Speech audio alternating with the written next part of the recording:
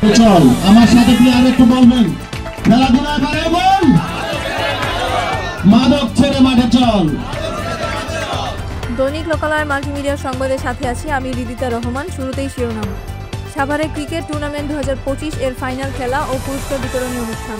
সাভার থেকে খায়রুল ইসলামের তথ্যচিত্রে দেখুন বিস্তারিত। গত শুক্রবার 12 সেপ্টেম্বর 2025 বিকেল 3টায় ছায়াবীথি অগ্রণী হাউজিং সোসাইটির বালু মাঠে এ খেলা অনুষ্ঠিত হয়। অনুষ্ঠানে প্রধান অতিথি হিসেবে উপস্থিত ছিলেন ঢাকা জেলা বিএনপির সাবেক যুগ্ম সাধারণ সম্পাদক লায়ন মোহাম্মদ খোরশেদ আলম। বিশেষ অতিথি হিসেবে উপস্থিত ছিলেন মোহাম্মদ মোশাররফ হোসেন মোল্লা, 3 নং ওয়ার্ড কাউন্সিলর পদপ্রার্থী মোহাম্মদ মনিবুর রহমান চম্পক। প্রধান অতিথির বক্তব্যে খোরশেদ আলম বলেন, খেলাধুলা যুব সমাজকে মাদক থেকে দূরে রাখে।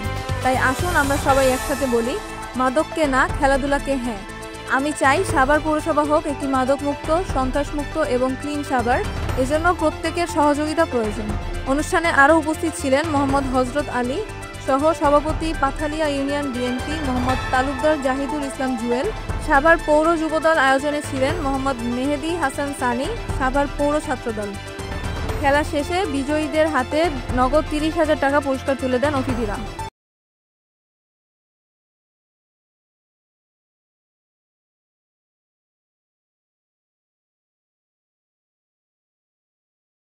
চল আমার সাথে প্লেয়ার একটু বলবেন খেলাধুলা এবারে বল মাদক ছেড়ে মাঠে চল। যেহেতু অল্প কিছুক্ষণের মধ্যে আজান হবে, বেশি সময় নেই হাতে, তার মধ্যে পুরস্কার বিতরণ করতে হবে। শুধু আপনাদেরকে বলি, আমি আপনাকে ঘরের লোক আর আপনাকে অন্তরের লোক মনে করি।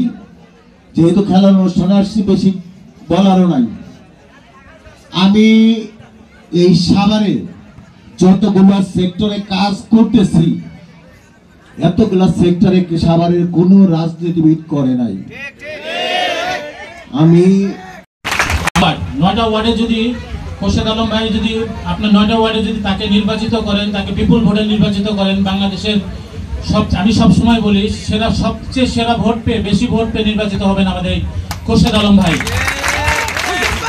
ভিক্টোরিয়া সুনামধন্য ক্লাব ভিক্টোরিয়া ক্লাবের সহসভাপতি নির্বাচিত হয়েছেন। তার সাথে আমিও সেই ক্লাবের সাংগঠনিক সম্পাদক হিসাবে আছি।